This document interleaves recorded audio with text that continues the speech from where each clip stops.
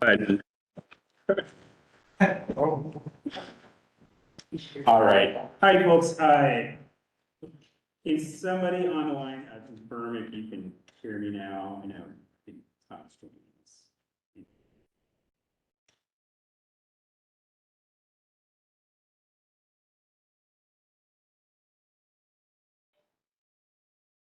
I can hear you, Chris. Excellent. Thanks, Todd. Okay. I will back up a second. My apologies to anybody joining us through the webinar. So even better. My name is Chris Clark. I'm a siting analyst with the Oregon Department of Energy and work for the Energy Facility Siting Council. I'm joined by Sarah Esterson, Chase McVeigh Walker, and then we're joined by our applicants, Jeff Fox and Joe Torkelson. We are going to give a quick round. Well, I gave a quick round of introductions. So I'm going to give a quick overview of the energy facility siting process. Then we'll have the applicant provide a quick overview of the proposed facility and the project. And then at the end here, we'll have a question and answer session, and that will be open to both people here in the room and online. And again, apologies for the technical difficulties there. So the proposed facility is a 1.25 gigawatt solar photovoltaic power generation facility that would also have up to 7.5 gigawatts hours of distributed battery storage. And that would all be located on a site of approximately 10,900 acres or 17 square miles of predominantly cultivated PFU land here in Morrow County. The applicant is EcoSolar LLC, which is a wholly owned subsidiary of Pine Bay Renewables, and the applicant will again be giving a more in-depth presentation here in a minute of all this. As I mentioned, so we, as the siting division, are staff to the Energy Facility Siting Council. And before anybody can construct or operate a large energy facility in Oregon, they must first obtain a site certificate from the council. That council is a body made up of 7 just volunteer citizens that are appointed by the governor and confirmed by the Senate. And they are appointed basically with their sole function of reviewing and approving these large energy projects. So the council, to do that review, the council adopts standards to ensure that the siting, construction, operation, and retirement of facilities is consistent with the protection of public health and safety, and that it complies with the protection, or complies with Oregon's energy, land use, and environmental protection policies. I'll go through what those standards are in just a second.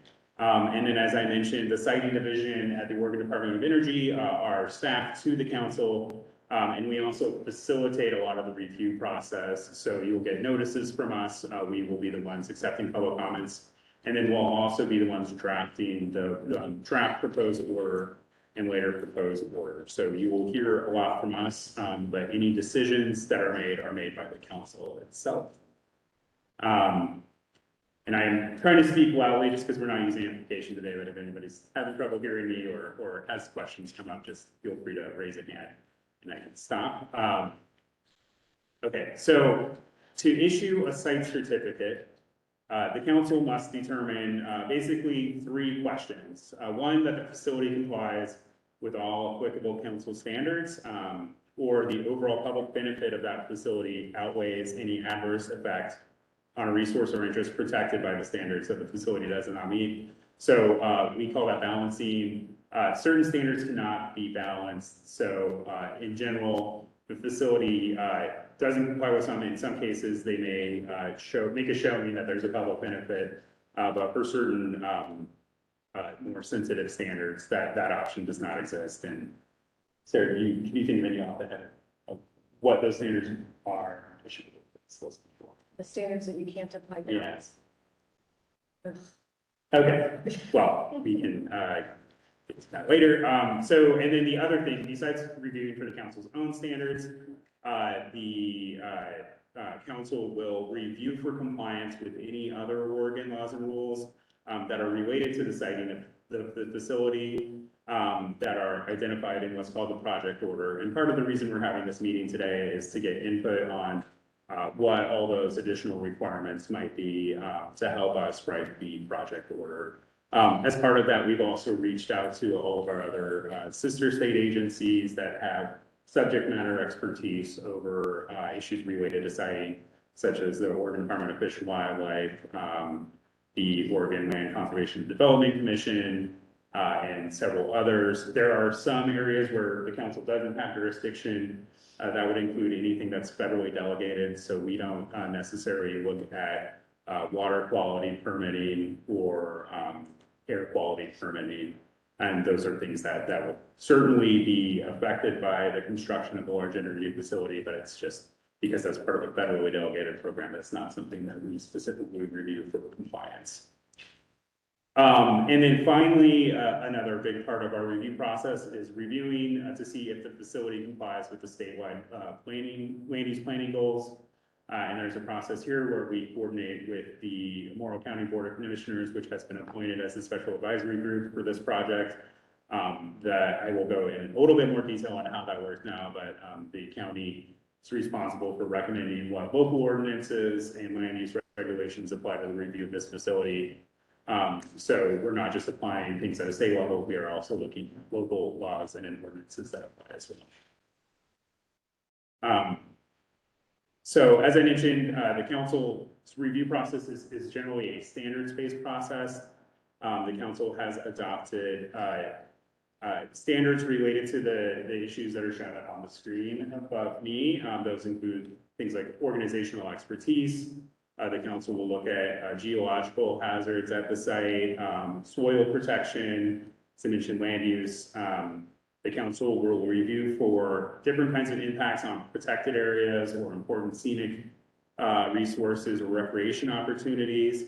And the council will also review to make sure that the facility is consistent with the state's fish and wildlife habitat policy and that it won't have significant impacts on any threatened or endangered species. And a little bit separately, we'll do a review for impacts to historic, cultural, and archaeological resources. That typically happens in coordination with the State Historic Preservation Office and also Oregon's 9 federally recognized tribes. I do want to just point out that on this past Friday, the council adopted a new standard related to wildfire prevention and risk mitigation. So that will be part of the review process for this project. And basically the council is making sure that any applicant has both adequately characterized the wildfire risk at a site. So what the probability of the facility itself causing wildfire, but also what hazards they might be if a wildfire from elsewhere kind of comes into the site and what that means for first responders or other resources that may be located close by. We will also be looking at things like impacts to public services and the wastes that may be generated during construction operation or retirement at the site as well. So that's kind of a mouthful, but that is generally the scope of standards that we'd be reviewing. I want to say there are some things like aviation or military impacts that, like I said, are included in our review of applicable laws and standards, or maybe kind of included through our coordination with other state and federal agencies that aren't listed here, but are included in the process. So when we're doing these when we're doing these impact reviews, we typically set analysis areas, which is the kind of geographic scope of impacts that we think may be caused by this facility. What I have up on the screen here is the study areas. So in the notice of intent, which is, like I said, the first document that's kind of provided in this process, there are kind of mandatory study areas that we get general information about. And that includes information about land use impacts and fish and wildlife impacts that go out about half a mile.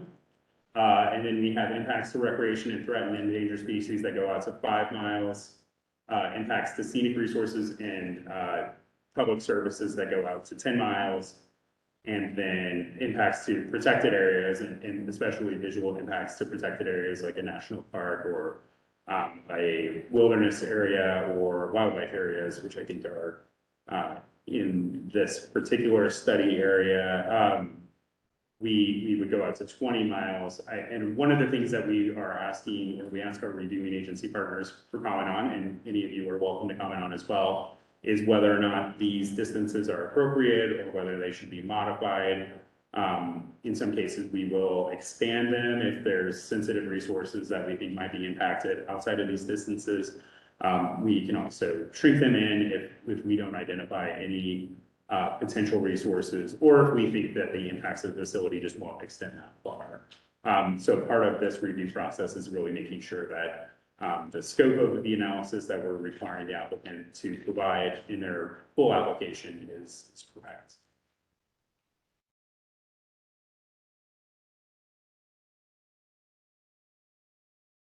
Okay, so for land use, the applicant typically has two paths. They can either seek local land use approval themselves, or they can ask the council to make a land use determination for them. In this case, the applicant has indicated that they intend to seek a council's land use determination. So how that will look is that the applicant will provide information about compliance with any applicable local substantive criteria identified by the county in their application, and then the council will review that. The council will also be reviewing the potential for a land use exception since this project is located on farmland. What we call a Goal 3 exception will likely be required. As I mentioned before, the Morrow County Board of Commissioners has been appointed as a special advisory group for this project. And we will be working with them to determine what exactly the criteria and local ordinances that apply. I won't go through the entire process in detail, but I did just want to point out that we are at the very beginning of this process now. So we've received the notice of intent, and we are currently coordinating with our reviewing agencies, and we're also collecting and reviewing all public comments. Say the speed items, but we're accepting public comments until August 5th, so we have another week if you want to provide anything in writing.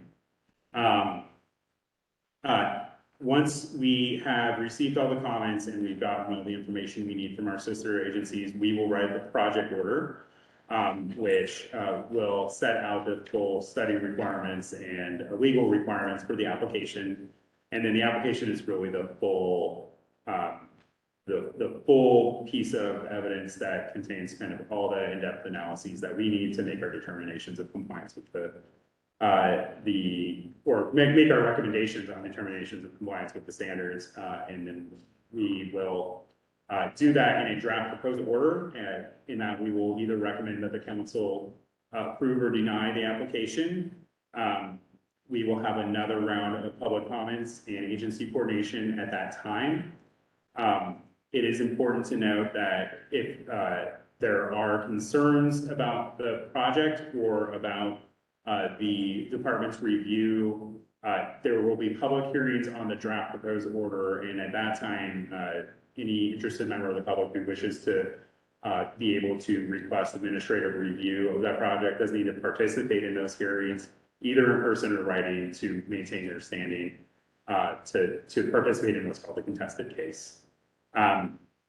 So after that process is done, we'll issue a proposed order and then have that contested case. The contested case is typically run by an independent hearing officer. That could be a council member, it could be staff, but typically it's an administrative law judge from the Oregon Office of Administrative Hearings. Once that process is concluded, we will issue the final order, and assuming that the project is approved, the final order would be accompanied by a site certificate.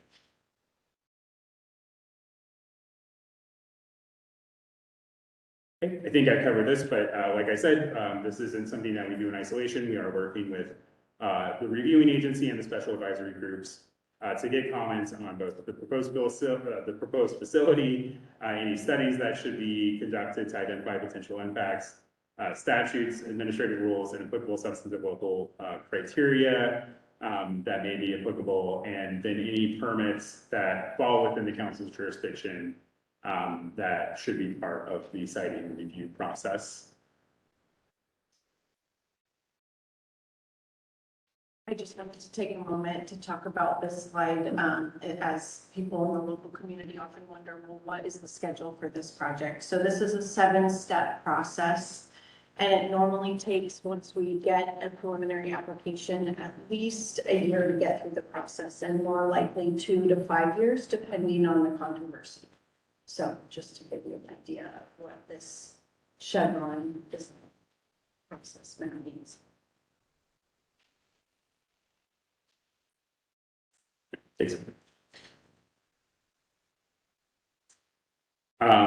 Okay, so to kind of conclude my part of this presentation, just like I said, there is an opportunity to comment on the notice of intent.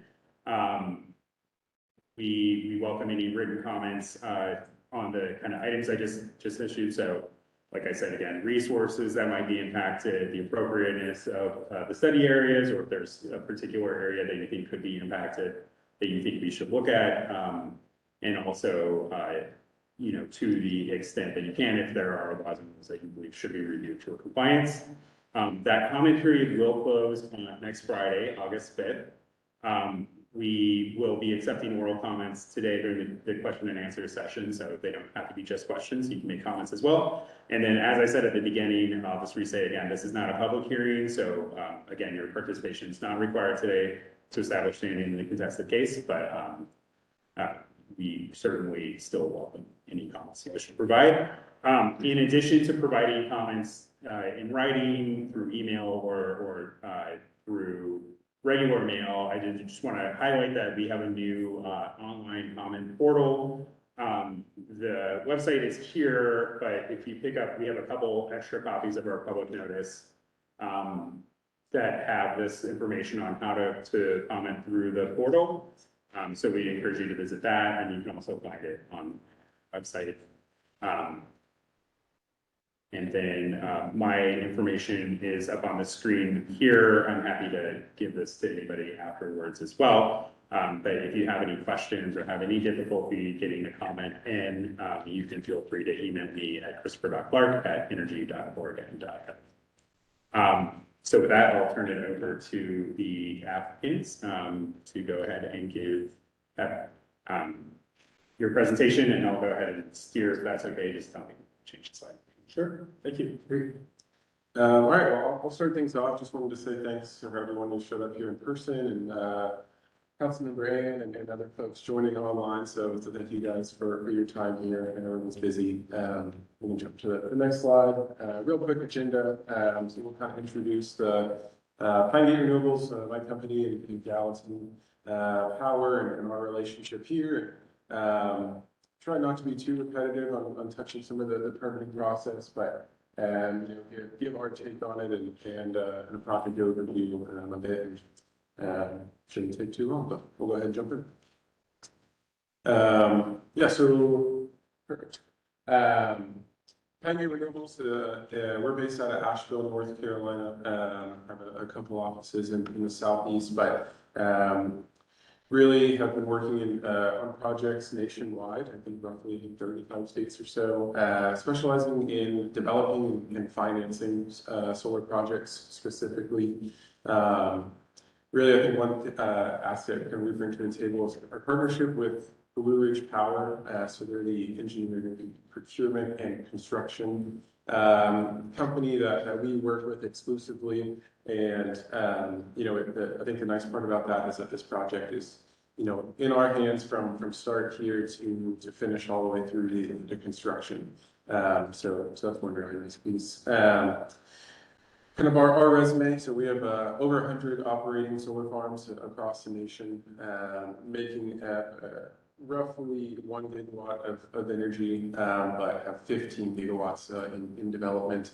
And that includes 17 projects here in Oregon, all much smaller than this one, but nonetheless, you know, we're happy to be back in Oregon and developing here. So next two slides are just a couple of pictures of those sites that have been completed for roughly 2-3 years now.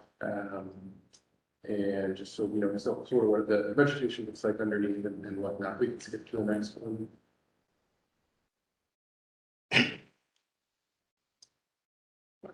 after the, I'll pass it to you for the next slide. So Jeff Fox with Gallatin Power. I'm the VP of Land and Community Affairs. We are a small development company located in Bozeman, Montana. We're a relatively new company, and we were the original developers behind this project. And being relatively small, we knew we wanted to bring on a partner. Identified Pinegate, and they were kind enough to work with us on this project, and I think it's a good partnership. Even though we're small, we have a lot of experience. We've worked on the development of over 13 gigawatts of power between the members at Gallatin Power. Yeah, just happy to be here in Marl County and have the opportunity to develop this project and bring a world-class solar energy facility to Marl County. That's our goal.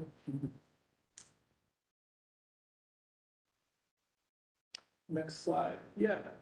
So I'll just talk a little bit about the layout of the project. There's some good maps back there as well that the Department of Energy was kind enough to print for this meeting that are helpful. But the project area consists of 10,900 acres that we have identified and are working with landowners on. Not all of that will be developed necessarily, but a large chunk of it definitely will be. It's maybe go ahead and click through the next slide. There it is, kind of in reference, and maybe one more. I just want to get to this one because, as you can see, almost all the land is in cultivation. It's all in pretty much all in dry land wheat farming,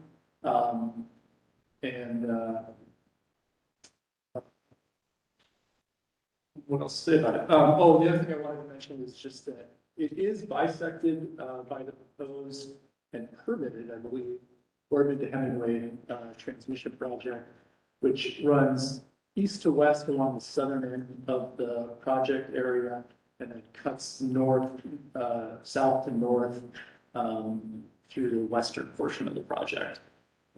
So just to give you some reference. Yeah. And for Garbage, that project is still under review. Oh, sorry. But that's okay. Yeah. And there is a good map in the back on the left-hand side that kind of shows those facilities, facial reports. Great.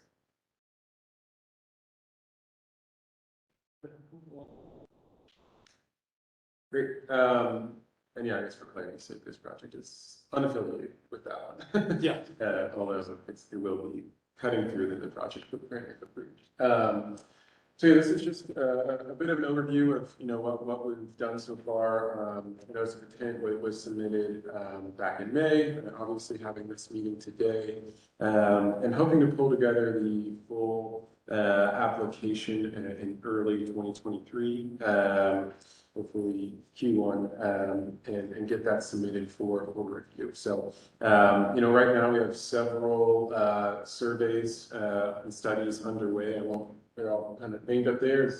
But one of the biggest ones, the Natural and Cultural Resources Study, that's been taking place for a month or two now, and probably has about a month to go. And that's sort of our last study that we're going to complete here. Will be completed in September 2022. But this is just some of the other diligence we're completing on the project, and Jeff mentioned most of it is currently driving. Next slide. So energy grid interconnection, this is where we'll actually interconnect with the larger grid. So we're being studied for interconnection with both the Umatilla Electric Cooperative, which is where the project will actually interconnect with Umatilla Electric, and with the Bonneville Power Administration, where Umatilla Electric's transmission system will take us to a substation that also serves Bonneville. And so we're being studied for interconnection there so that we could theoretically deliver anywhere in Bonneville's service territory. The facility will interconnect at the northern and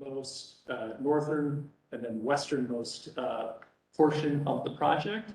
and it will interconnect to an existing Umatilla Electric 230 kV transmission line.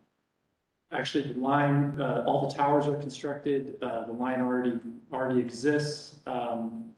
And I think that there'll be some reconductoring that'll need to happen where they'll hang a new 230 kV line on one side of the poles for that line. It was built with the idea of being upgraded to carry the 230 kV to carry an additional 230 kV transmission line.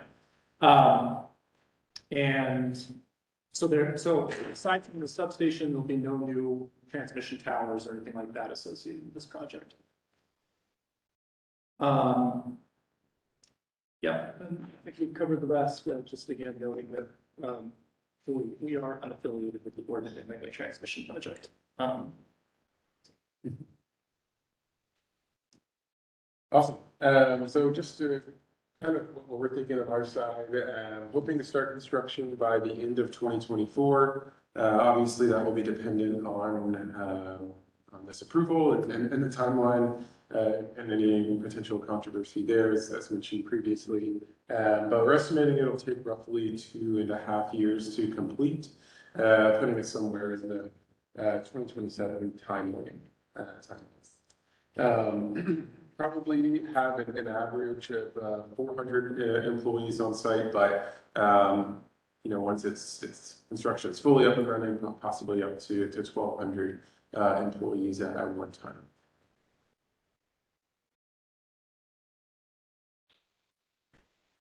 Yeah, and then this slide just highlights what many of you already know, and just that Oregon and Northwest energy needs are growing, especially this area has a lot of growing needs, and clean energy buyers are seeking clean energy resources.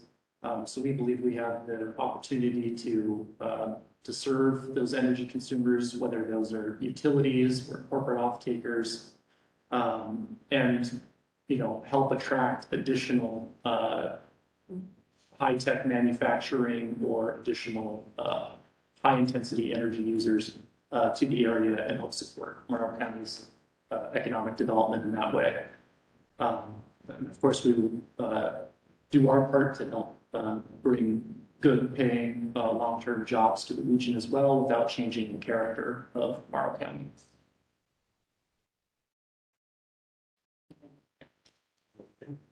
Yeah, that's really it from us. We have cards on the back table, contact information here, so feel free to grab us after this or shoot us an email if questions come up later. But thank you.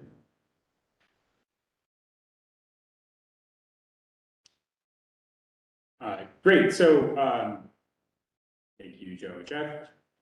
So we'll move on to just a question and answer session now. So folks in the room, I'll just remind you, this little guy with the eyes on it here is kind of our audio setup today. So if you're further back in the room, you may have to come up a little bit so that everybody can hear you. But otherwise, as long as you project, I think we'll get okay coverage. Just try to talk towards the little owl. If you are online, you can raise your hand by clicking on the button that says participants. That should be down by the lower right-hand portion of your window. Once you do that, you'll get a second kind of window that pops up, and you can click the little hand icon to raise your hand. And then once you're done providing your comment, just please go ahead and click that icon again to lower your hand. If you're on the phone, and I see that we do have at least one person on the phone, you can raise your hand by pressing *3. And then again, yeah, just press *3 afterwards to lower your hand. While people are figuring that out, though, we can go ahead and start taking questions in the room. So does anybody have any questions or comments you'd like to make? I guess go ahead and raise your hands in the room. So. Please go ahead, and if you could state your name. You bet. I have comments, and I wrote something down today, so bear with me. But my name's Ken Grave, and this is my wife Carrie, and actually my son Logan's here tonight too. But we represent ourselves and Creek Farms as property owners in the proposed Echo Solar project area, and we'd like to make a statement in favor of the project. I'm a past Morrow County Commissioner, and participated in many meetings with big companies that have come to our area in the past. And I know the benefits that these companies can bring to rural areas like ours. The jobs and extra funding for the schools and taxing districts in our county is very valuable. This project would bring both to Morrow County. I remember several years ago when Governor Brown said that the area on and around our farm would be an energy corridor. It certainly seems that it is becoming that. Our property only has three natural gas pipelines that run through it. We have 2.5 miles of a large power line that serves the Wheat Ridge wind and solar projects on our farm. The proposed Boardman to Hemingway transmission line will go right through part of our farm. And the ground for the B2H line may possibly be taken without our consent by eminent domain if we can't reach reasonable terms with the developer. All of these projects have made it harder to operate because of the lack of production in certain areas and having to change our farming practices to accommodate others. As you can see, our farm already has a long history of supplying the energy needs for our region. I am the third generation to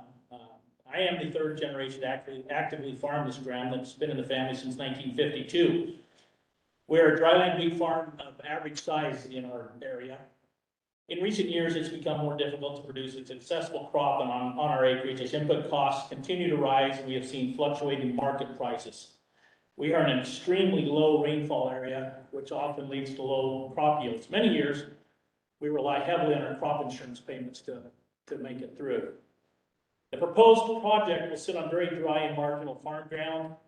We have to be careful with the soil when we work it so that we don't have a blowing dust problem when we get the big winds that often occur in our area. As mentioned previously, the project will bring good jobs and money to our area during the construction phase. The additional money that it will bring to Morrow County when the negotiations take place and are finalized will do many great things for our area. A diversified economic base is critical to the future of our county. We look forward to continuing to work with the developers involved in the Echo Solar project and hope that we can move it forward. Thank you, and then Ken and Carrie in for Green Farms. Thank you so much, Ken. And if you wouldn't mind, if we could have a copy of You bet. the comments too, we would appreciate that. But thank you so much for providing those comments. Is anybody else in the room interested in providing comments or asking questions? I'm going to make a quick comment. Sure. And a lot of what I would plan on saying, I think you can do a really good job summarizing. And I'm Brian Doherty, and fourth generation farmer on our land is a part of this Echo Solar project. My mom Maggie and my dad Bill back here. And the one thing I'd like to add is that when it comes to, they're going to have needed a special exception from the state, and I think they use the term high value farm ground, and it is a challenge to farm where we farm.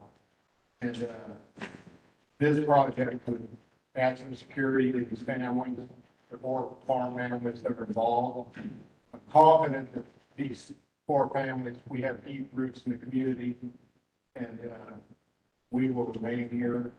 And not only do we farm, but we have teachers, social workers, one auctioneer, competent auctioneer among our families, and we will continue to be in the community and contribute. And that's I wanted to address the land use part, is that if that needs growth on, I think this land is well suited for solar. Thank you. Thank you so much for those comments. Yeah, please. My name is Mike Aldrich. I've been a lifelong member of Morrow County, and I have worked on several renewable projects for the last 25 years. I definitely like to see these projects come to fruition. I also like to see local hire, apprenticeship utilization, big building trades. I also serve as vice president of the Building Trades Council here in Hermiston, Oregon. And Currently, our membership and several other affiliates in the building trade are building area projects, solar and repower projects, so on and so forth. And I would just like to see some kind of relationship between the local trades and building projects. We're definitely in support of them. If the developers are in support of using local hire, apprenticeship utilization, and things like that to ensure that the work stays with Oregon workers. That's what I would say.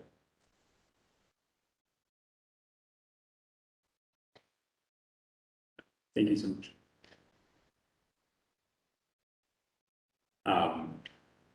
Right, anybody else in the room? Yeah, feel free to jump in. If not, before we look to the phones, if you all want to respond to anything you've heard. Sorry, I will apologize. I'm so used to conducting hearings that I don't often respond to what's being said, but I do want you to hear that we definitely hear everything you all are saying and those concerns and appreciate it. Yeah, I'll just say a couple of things. One, thank you guys for your comments and to yours, sir. Yeah, we certainly, do what we can, and, wherever we are to use, local employees and local contractors. And so, obviously at a very early stage of the project right now, but, I think it's one of the benefits of Blue Ridge Power, as I mentioned earlier, it's not going to go to a random EPC company. It'll be with us kind of from start to finish, and happy to accommodate that the best we can. Thanks. Okay, well, with that, I'll say, Nancy, I don't see any hands raised on you. Okay. I guess, so, before we adjourn, I'll just say that, department staff will stick around, for as long as anybody is here and would like to talk to us. We're happy to be available for that. We can also, yeah, like I said, happy to take phone calls or emails, or comments through the comment portal anytime you would like to talk with us. And then I guess I'll just ask if Councilmember Byer or Todd Cornett have any comments they'd like to make before we adjourn.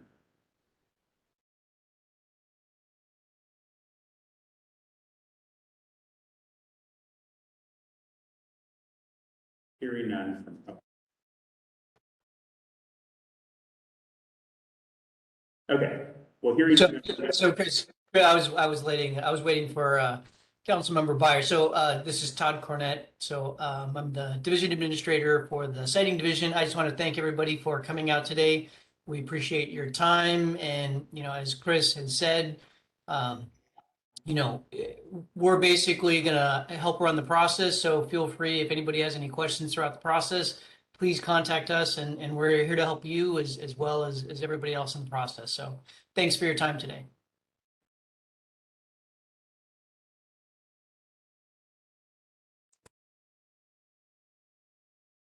Okay, well, with that, I guess, unless one more call for comments, but hearing none, we'll go ahead and kind of wrap up the presentation part. But like we said, we'll be around. I don't know if you all are planning on sticking around for a bit as well. Yeah, thanks for asking. We'll be here as long as there are folks in the room who would like to talk. Absolutely.